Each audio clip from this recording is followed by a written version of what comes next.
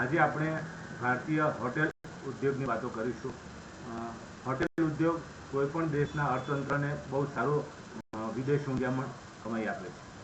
તો આપણા દેશની વાત કરીએ તો આપણા દેશમાં વિવિધ પર્યટકો આવે છે અને આપણા દેશમાં જે કલ્ચર છે, સાઉથથી માંડી નોર્થનું, ઈસ્ટથી માંડી વેસ્ટનું, એમાં ઘણા બધા પર્યટન સ્થળો છે કે જેની મુલાકાત એ લોકો લે છે। અને એમાં સ્પેશિયલી કાશ્મીર, પછી આસામના અને સાઉથમાં વિઝિટર્સ જે આવે છે, ગોવામાં આવે છે, તે બધી જગ્યાએ આપણી મોટી મોટી હોટેલ કંપનીઓ છે એણે પોતાના હોટેલ શરૂ કરેલા છે। તો આમાં સૌથી મોટી કંપની છે ઇન્ડિયન હોટેલ। ટાટાની આ કંપની, એની બ્રાન્ડ છે તાજ ગ્રુપ।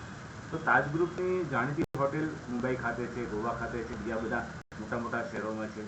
તો એ બ્રાન્ડ 100 વર્ષથી જૂની છે અને એને જે પોતાની સર્વિસીસ અને બ્રાન્ડ બનાવી છે એ વિદેશી પર્યટકોમાં ખૂબ જ જાણીતી છે। ત્યારબાદ આવે છે જે ઓબેરોય હોટેલ ગ્રુપ છે, ઈસ્ટ ઇન્ડિયા હોટેલ। તો ઈસ્ટ ઇન્ડિયા હોટેલને પણ આપણને ખબર છે કે એણે પણ એક સારી બ્રાન્ડ બનાવી છે। તેના જે ચેરમેન હતા ઓબેરોય, એ ઓબેરોયે એક સામાન્ય વેટર તરીકે હોટેલમાં શરૂ કરેલું, પણ પોતાની જાતની મહેનતથી આખી કંપની એસ્ટાબ્લિશ કરી। આજે એનું જે ચેઇન છે, હોટેલ ચેઇન છે, એ 2nd નંબર પર આવે છે। અને 3rd નંબર પર આવે છે આઈટીસી હોટેલ। આપણે જાણીએ છીએ કે થોડા વખત પહેલાં જ આઈટીસીએ પોતાનું હોટેલ ડિવિઝન ડીમર્જ કર્યું અને એને લિસ્ટિંગ કરાવ્યું છે।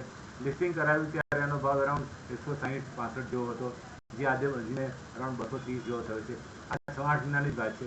તો આ પણ મોટી બ્રાન્ડ ધરાવે છે। વેલકમ ગ્રુપથી હોટેલ ચલાવે છે અને એની મોટા મોટા શહેરોમાં લોકેશન સારા છે, ત્યાં પોતાની હોટેલ છે।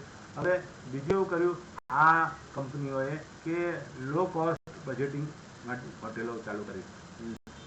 2 ટાયર અને 3 ટાયર સિટી જે છે ત્યાં ઓછા પર્યટકો પૈસા ખર્ચી શકે અને રહી શકે એ રીતે હોટેલો એસ્ટાબ્લિશ કરી। અમુક હોટેલો જે છે એ ચલાવવા માટે લીધી, ફોર એક્ઝામ્પલ બરોડામાં છે કે સુરતમાં છે, તો એ હોટેલો ચલાવવા માટે અમુક એગ્રીમેન્ટ કરી અને એને અમુક વર્ષો સુધી મેન્ટેન કરીને ચલાવે। આમ કંપની એસેટ લાઇટ મોડેલથી ચાલવા માંડી અને એને પોતાને જાતે કરોડો રૂપિયા ખર્ચીને નવી હોટેલ ઊભી ન કરવી પડે। જે હોટેલ એક્ઝિસ્ટિંગ હોય એને એ ચલાવવા લે, લીઝ ઉપર ચલાવવા લે અને એનાથી એક ફાયદો મળ્યો। તો આ એક બિઝનેસ મોડેલ ખૂબ સારું છે અને એનો દરેક કંપનીઓ ફાયદો મેળવી રહી છે। તો મને પર્સનલ લાગે છે કે આ 3-4 લીડિંગ હોટેલ છે કે જે એસ્ટાબ્લિશ છે, વિદેશોમાં પણ એની બ્રાન્ડ બનાવી છે।